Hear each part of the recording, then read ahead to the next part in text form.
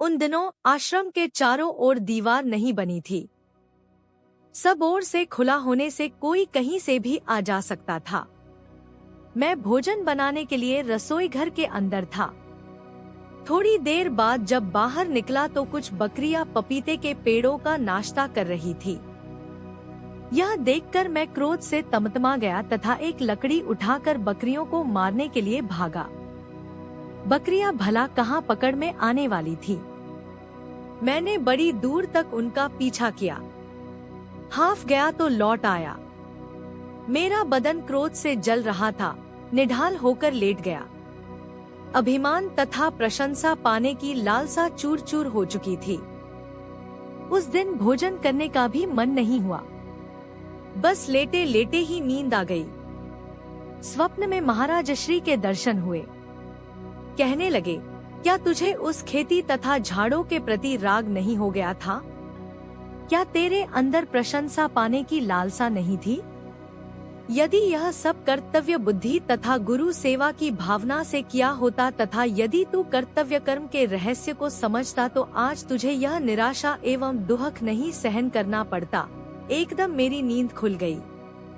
महाराज श्री के कहे हुए शब्द अभी तक कानों में गूंज रहे थे।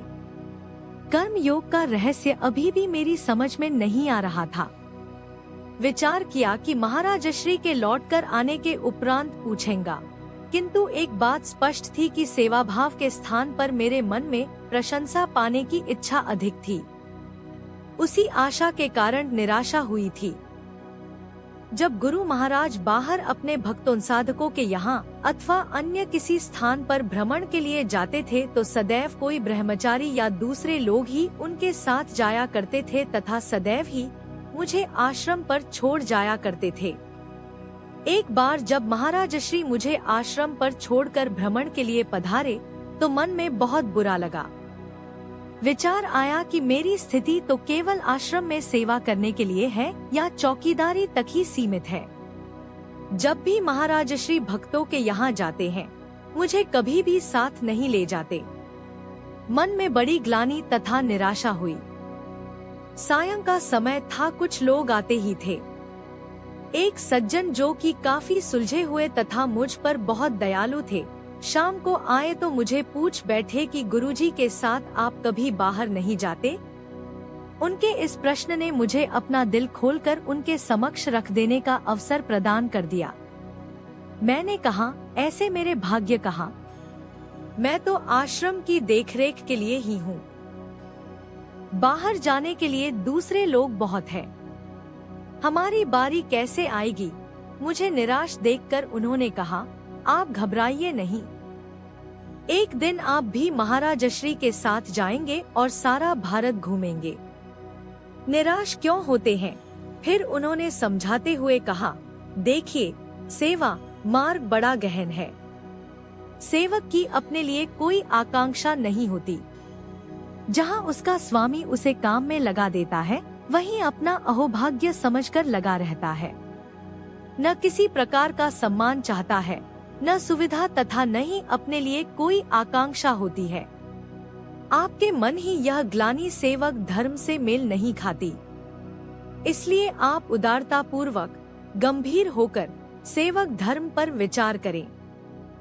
आपका सौभाग्य है कि गुरु महाराज ने आपको सेवा के योग्य समझकर आपको कार्य सौंपा है। यह महत्वपूर्ण नहीं है कि क्या काम सौंपा है।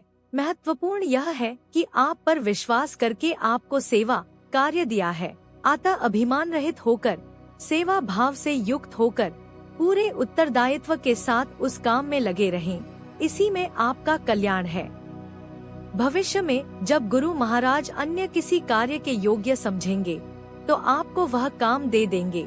उनकी बातें सुनकर मन में बड़ा संतोष हुआ। मैंने कहा, आपने मेरे मन की भ्रांति दूर कर दी है।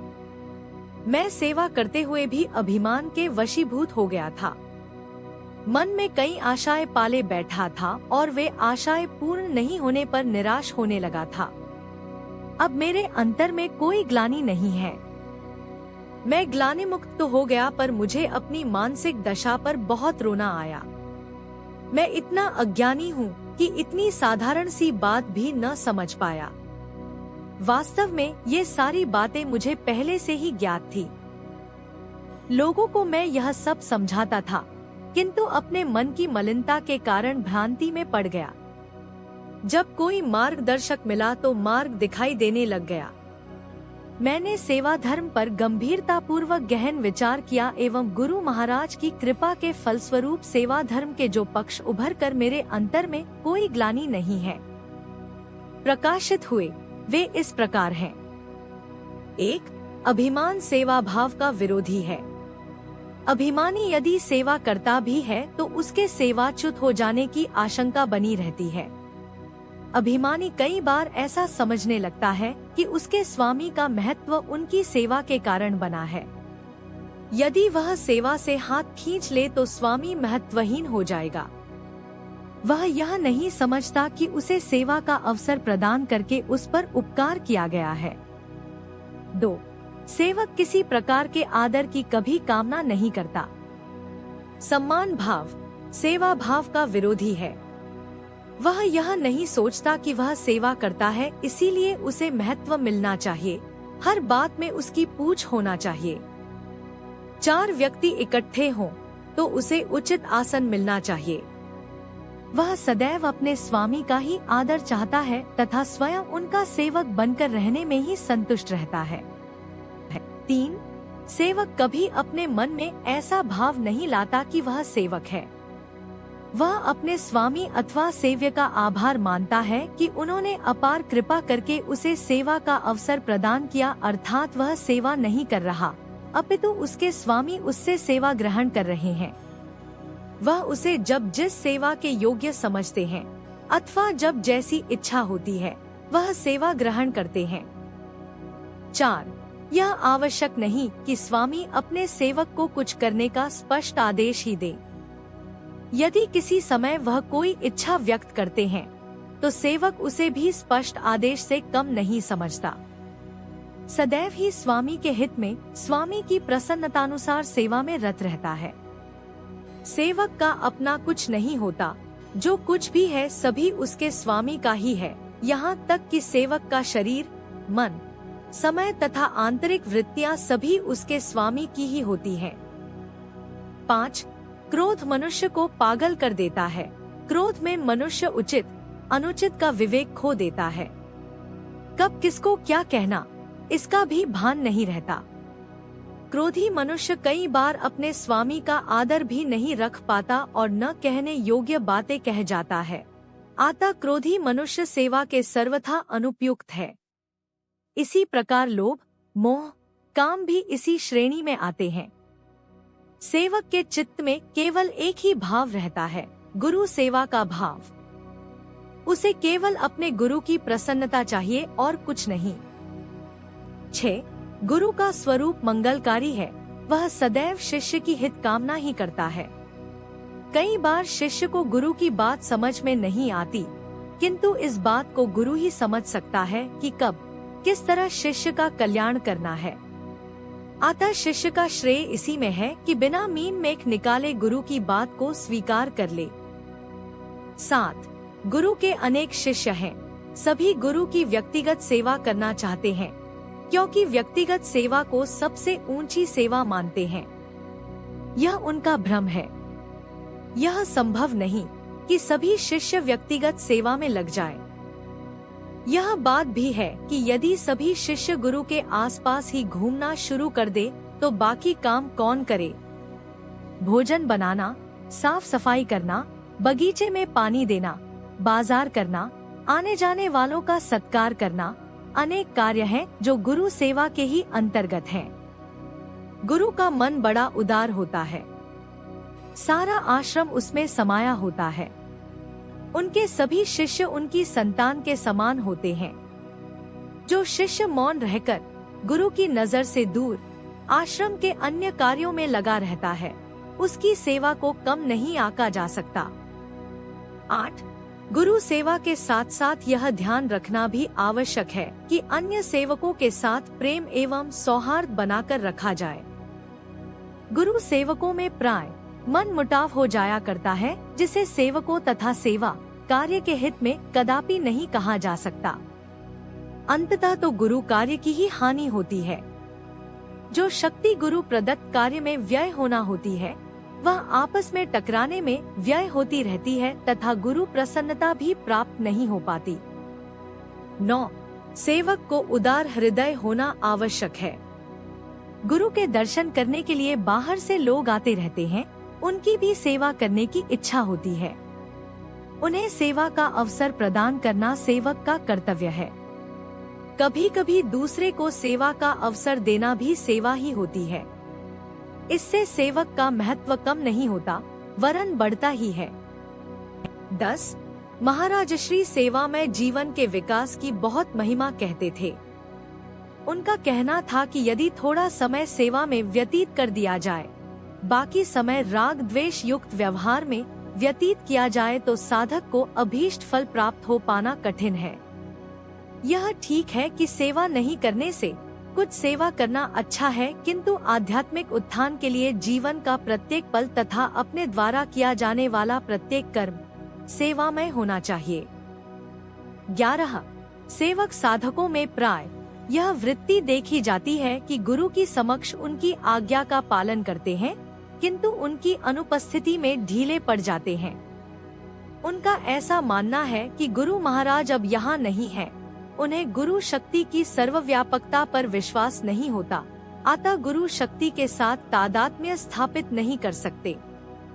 गुरु शक्ति पर, उसकी सर्वव्यापकता पर विश्वास रखते हुए गुरु के समक्ष भी तथा उनसे दूर होने पर भी एक समान आदेश का पालन किया जाए। 12. सेवक के लिए आवेश में आ जाना हितकर नहीं। सेवक तो सहनशीलता की मूर्ति होता है, उसे बहुत मन मारना पड़ता है तथा फिर भी सेवा कार्य में लगे रहना पड़ता है। जो साधक छोटी छोटी बात में आवेश में आ जाता है, वह अधिक देर सेवा नहीं निभा पाता। ऐसे कई साधक देखने में आए जो आवेश में आ जाने पर किसी से कुछ कहासुनी हो जाने से सेवा कार्य त्याग कर एक और हो जाते हैं या चल पड़ते हैं। उनकी दृष्टि में उनका अभिमान सेवा कार्य की अपेक्षा अधिक महत्वपूर्ण होता है। सहनशील व्यक्ति ही सेवा में लगा रह सकता है। 13. सेवक का कर्तव्य है गुरु आदेश का पालन करना। गुरु को अपनी बात समझाकर गुरु का मत परिवर्तित करने का प्रयत्न करना सेवक धर्म के विपरीत है। क्या पता गुरु महाराज के मन में क्या है, वह किसी कार्य विशेष से क्या सिद्ध करना चाहते हैं। यदि सेवक अपनी बात पर बल देने का प्रयत्न करता रहेगा तो हो सकता है कि गुरु महाराज जो सिद्ध करना चाहते थे वह कार्य छूट जाएगा। हो सकता है कि उस कार्य में शिष्य का कल्याण निहित हो। शिष्य इस बात को नहीं समझ पा रहा हो। 14. यदि सहनशीलता, सद्भावना तथा प्रेम से गुरु सेवा की जाए तो यह शिष्य के प्रारब्ध क्षय में सहायक होती है। सेवा यदि शुद्ध स्वरूप में हो तो उसका संस्कार संचय नहीं होता, क्योंकि सेवक की कोई आशा नहीं होती, कोई कामना या आसक्ति नहीं होती। अतः सेवा संस्कार क्षय का कारण होती है। 15. सेवा कार्य महत्वपूर्ण है ही। इस समय यहाँ शारीरिक, मानसिक अथवा बौद्धिक सेवा की बात की जा रही है, किंतु इसके साथ एक अन्य प्रकार की सेवा का उल्लेख करना भी आवश्यक है। वह सेवा है गुरु प्रदत्त साधना का यथा संभव विकास, अर्थात साधन भी गुरु सेवा समझकर ही करना। यदि साधन से गुरु सेवा का पक्ष हटा दिया जाए तो अभिमान खड़ा हो जाता है। अभिमान बंधन का कारण है। सेवा भाव ही अभिमान को दबाकर रखने में समर्थ है। सेवा भाव से नम्रता आती है। सेवा भाव में लक्ष्य सेव्य सदा अभिमुख रहता है। सेव्य समक्ष नहीं होने पर भी उससे तादात्म्य बना रहता है। सेवा से संबंधित उपर्युक्त सभी विचार साधक वर्ग के लिए तो हैं कि किंतु मेरा चिंतन तो मेरे अपने लिए था, अब अपना सिर कोल्हू में दे दिया था, संघर्ष करने के अतिरिक्त दूसरा मार्ग नहीं था। इस गहन चिंतन से जहाँ एक और मेरे मन की निराशा शांत हो गई, वहीं आत्मिक बल भी प्राप्त हुआ। सेवा ही नई उमंग तथा नया उत्साह जागृत हो गया। जब मनुष्य गिरने लगता है तो तिनके का सहारा भी बहुत होता है। सहारा पाकर मैं जैसे उबर आया था। उन्हीं दिनों मुझे विचार आया कि साधन तथा सेवा के साथ साथ कुछ पूजा पाठ तथा जप जाप भी आवश्यक है। साधन हर समय हो नहीं सकता, सेवा करते हुए भी बीच बीच में मन चंचल हो जाता है। कभी ऐसा जी चाहता है कि सब छोड़ छाड़ कर किसी एकांत स्थान पर जाकर निरंतर साधन किया जाए। मन का यह स्वभाव हो गया है कि मनुष्य जहाँ लगा होता है वहाँ से उखाड़ फेंकना। मन को इसी में आनंद आता है, अतः मन पर सतत संयम तथा सावधानी आवश्यक है। मन पर सवारी तनिक भी ढीली हुई कि वह मनुष्य को लेकर भाग खड़ा होता है। कभी साधन, कभी सेवा, कभी जप जाप, तो कभी पूजा पाठ। हर समय मन पर सवारी रखो। अतः नित्य प्रति गीता पाठ करने का विचार हुआ। शंकर पर अभिषेक करने के लिए मैं रुद्राष्टाध्यायी का अभ्यास कर ही रहा था, किंतु गीता भारतीय अध्यात्म क्षेत्र का विशिष्ट ग्रंथ है। दूसरे निवृत्तिपरायण एकांतवास से निकलकर नया नया प्रवृत्ति मार्ग में कार्यशील हुआ था। ऐसे में मार्गदर्शन के लिए गीता से उत्तम कोई ग्रंथ नहीं था, किंतु मेरी कठिनाई यह थी कि मेरे पास आश्रम सेवा का काम इतना अधिक था कि एक स्थान पर बैठकर पाठ करने का मेरे पास समय ही नहीं था। यह बात मैं उन लोगों के लिए लिख रहा हूँ जो समय के अभाव का रोना रोते हैं। समय का अभाव एक बहाना मात्र है। यदि मन में दृढ़ निश्चय हो तो समय निकल आता है। सामान्यतः मनुष्य समय का इतना बिगाड़ करते हैं कि उसी समय में बहुत कुछ कर सकते हैं, किंतु यदि समय वास्तव में ही नहीं है तो भी निकाला जा सकता है। मैं खरीदारी के लिए बाजार तो जाया ही करता था। दिन में 2-3 बार भी जाना पड़ जाता था। मैंने गीता का एक गुटका अपने पास रख लिया। बाजार जाते समय प्रथम अध्याय का पाठ करता जाता था। एक बार पूर्ण हो जाने पर फिर वही पाठ दोबारा शुरू कर देता था। बाजार पहुंचकर जब खरीदारी करना होती थी, गुटका झोले में रख लेता था। खरीदारी पूरी हो जाने पर पुनः प्रथम अध्याय का बार बार पाठ प्रारंभ हो जाता था। कुछ दिनों में प्रथम अध्याय मुखाग्र हो गया। मैं अब नित्य प्रति प्रथम अध्याय का पाठ तो करता ही था, बाजार जाते समय दूसरे अध्याय का पाठ प्रारंभ कर दिया। आश्रम में भी रसोई में काम करते हुए या गुरु महाराज की कुटिया की सफाई करते हुए या बगीचे में काम करते हुए या कोई भी ऐसा कार्य जिसके साथ साथ पाठ भी हो सकता हो, मैं गीता पाठ करता जाता था। दूसरा अध्याय मुखाग्र हो जाने पर मैंने तीसरा अध्याय आरंभ कर दिया। जो अध्याय मुखाग्र होता जाता था उसका पाठ दिन में कम से कम एक बार अवश्य करता था। जिसे मुखाग्र करना होता था उसे बार बार दोहराता रहता था। इस प्रकार अत्यंत व्यस्त रहते हुए भी मुझे सारी गीता मुखाग्र हो गई। फिर तो कार्य बड़ा सरल हो गया। जब भी अवसर मिलता मैं गीता पाठ करने लगता। यह बात अन्य साधकों के मार्गदर्शन के लिए लिखी गई है। श्री गुरु महाराज से मुझे बहुत प्रेरणा एवं मार्गदर्शन प्राप्त हुआ।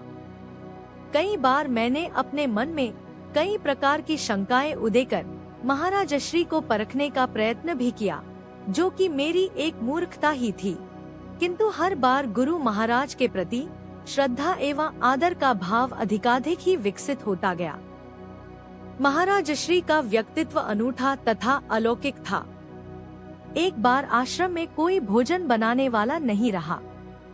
एक ब्राह्मण यह काम करते थे जो छोड़कर चले गए थे। बहुत तलाश हो रही थी, किंतु कोई उपयुक्त व्यक्ति मिल नहीं रहा था।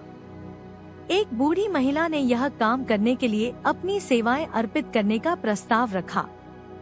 उसने कहा कि वह दोनों समय आकर भोजन बना जाया करेगी, किंतु स्वयं घर जाकर भोजन करेगी। तब महाराज श्री ने कहा कि घर जाकर भोजन करने की क्या आवश्यकता है, यही भोजन कर लिया करना। उत्तर में उस महिला ने कहा, मैं महात्माओं का नहीं खा सकती। सेवा कर सकती हूँ। तब महाराज श्री ने कहा, जो भोजन बनाए वह स्वयं भी अवश्य भोजन करे, ऐसा हमारा भी सिद्धांत है। जो स्वयं भोजन नहीं करता उसका बनाया भोजन हम ग्रहण नहीं करते। महाराज श्री ने उसकी सेवाएं स्वीकार करने से मना कर दिया। महाराज श्री दूसरों को खिलाकर बड़े प्रसन्न होते थे। बांटकर खाओ उनका मूल मंत्र था। हृदय उदार तथा विशाल था। अपने आप खा लेना तथा दूसरों को पूछना ही नहीं, यह स्वभाव में था ही नहीं। एक बार कोई बाहर से आए हुए भक्त आश्रम में ठहरे हुए थे। बाहर जाने लगे तो महाराज श्री से पूछा, क्या आप केला खाएंगे? यदि आप ग्रहण करें तो कुछ लेता आऊं। मैं पास ही खड़ा था। मुझसे महाराज श्री ने पूछा कि आश्रम में कितने लोग हैं। मैंने बता दिया कि कोई 25 लोग हैं। फिर पूछा, मकान बनाने का काम करने वाले मजदूरों को क्या गिन लिया? मैंने कहा कि 10 एक वह भी होंगे। महाराज श्री ने आगंतुक व्यक्ति से कहा, यदि आपको केले लाना ही है तो 70 केले ले आओ। 2-2 केले सब खा लेंगे, एक हम भी ले लेंगे। महाराज श्री की यह बात सुनकर मैं बहुत प्रभावित हुआ। अभी तक कभी कभी दरवाजा बंद करके मैं भी खा लिया करता था। कोई बैठा होता तो उसके उठकर चले जाने की प्रतीक्षा करता था कि यह चला जाए तो खाऊंगा, किंतु महाराज श्री की उदारता देखकर मन ही मन लज्जित होकर रह गया। किंतु इस लज्जा ने भविष्य के लिए मेरा मार्गदर्शन कर दिया। महाराज श्री की जिस अन्य बात का मुझ पर बहुत प्रभाव पड़ा वह थी आप में लोभ वृत्ति का नितांत अभाव। बड़े बड़े साधकों, महात्माओं तथा मंडलेश्वरों को देखा, बड़ी बड़ी बातें करते हैं, किंतु जब लोभ, काम, क्रोध, अभिमान का अवसर आता है तो शून्य दिखाई देते हैं। महाराज श्री के व्यक्तिमत्व में बातचीत कम, किंतु आध्यात्मिक गुणों की अत्याधिकता थी। महाराज श्री कभी धन के पीछे नहीं भागे। यदि कभी किसी ने कुछ भेंट किया भी तो वह यह देखते थे कि भेंटकर्ता की हैसियत क्या है तथा इतने धन की हमें आवश्यकता भी है या नहीं। महाराज श्री के नाम पर कोई बैंक अकाउंट नहीं था, न ही उनके नाम पर कोई जायदाद थी। जेब उनका था ही नहीं। वह कहा करते थे कि उनका खजाना शंकर जी के पास है, जब जितना ठीक समझते हैं देते रहते हैं। अतः आश्रम पर धन की आवक अधिक नहीं थी। आय का मुख्य स्रोत गुरु पूर्णिमा था। उस समय जमाना सस्ता था, बहुत थोड़े में ही गुजर हो जाती थी। कुछ सेवा साल भर में आती रहती थी तथा कुछ गुरु पूर्णिमा की आय में से खर्च होता रहता था। अगली गुरु पूर्णिमा आने तक पिछला सारा धन समाप्त हो जाता था तथा नई आय हो जाती थी। जो सज्जन महाराज श्री का हिसाब किताब रखते, एक दिन मेरे पास आए तथा कहने लगे, गुरु पूर्णिमा अभी दूर है, मेरे पास केवल 400 रुपए हैं। आश्रम का खर्च कैसे चलेगा? मैं भी नया था, कुछ अनुभव था नहीं। भगवान पर भी आस्था दृढ़ नहीं थी, अभिमान भी प्रचुर मात्रा में था। मुझे भी चिंता होने लगी। अंततः हम दोनों ने यही निर्णय लिया कि महाराज श्री से प्रार्थना करके बाहर जाने का कार्यक्रम बनवाया जाए। महाराज श्री की अनुपस्थिति में एक और आश्रम का खर्च कम हो जाएगा, दूसरी ओर कुछ सेवा भी बाहर से आ जाएगी। हम दोनों महाराज श्री के समक्ष उपस्थित हुए तथा सारी स्थिति स्पष्ट की तथा बाहर जाने का सुझाव भी दिया। महाराज श्री ने थोड़ी देर गंभीरतापूर्वक विचार किया, फिर कहा, अच्छी बात है, जैसा आप कहते हैं वैसा ही कर लूंगा। किधर का कार्यक्रम बनाया जाए? निश्चय हुआ कि गुजरात का कार्यक्रम ठीक रहेगा। निश्चय के अनुसार पत्र लिख दिए गए तथा उत्तर में सब लोगों के जवाब भी आ गए, जिनमें महाराज श्री के गुजरात की ओर आने पर प्रसन्नता व्यक्त की गई थी। एक दिन मैं महाराज श्री के कमरे में गया तो बड़ी गंभीर मुद्रा में बैठे थे। बोले, सुनो, मैं धन प्राप्ति की आशा लेकर आज तक कभी भी नहीं गया, जबकि आप लोग इस आशा से मुझे बाहर भेज रहे हो। मैं नहीं जाऊंगा। जैसे शंकर रखेंगे उसी में कल्याण है। मैंने निवेदन किया कि अब तो पत्र जा चुके हैं तथा उत्तर भी आ गए हैं। तो महाराज श्री एकदम बोल पड़े, नहीं, मैं कहीं नहीं जाऊंगा। उन सबको पत्र लिख दो कि कार्यक्रम निरस्त कर दिया गया है। तुम्हारे पास गेहूं तो रखे ही हैं, नमक से सूखी रोटी खाकर समय निकाल लेंगे। जो साधु धन प्राप्ति के लिए मारा मारा भागता फिरे वह काहे का साधु। साधु को बेपरवाह तथा हर हाल में प्रसन्न रहना चाहिए। जो भगवान दे उसी के अनुसार रहने की आदत डालनी चाहिए। मैं सोचता रहा तथा महाराज श्री की महानता पर विचार करने लगा। कार्यक्रम निरस्ती के पत्र लिख दिए गए। साधना में संतोष का विशेष महत्व है। जब तक संतोष नहीं, साधना नहीं, संस्कारों का क्षय नहीं, मन की निर्मलता नहीं। संतोष ही सहनशीलता की जननी है। संतोष ही साधना का धन है। संतोषी कभी विचलित नहीं होता।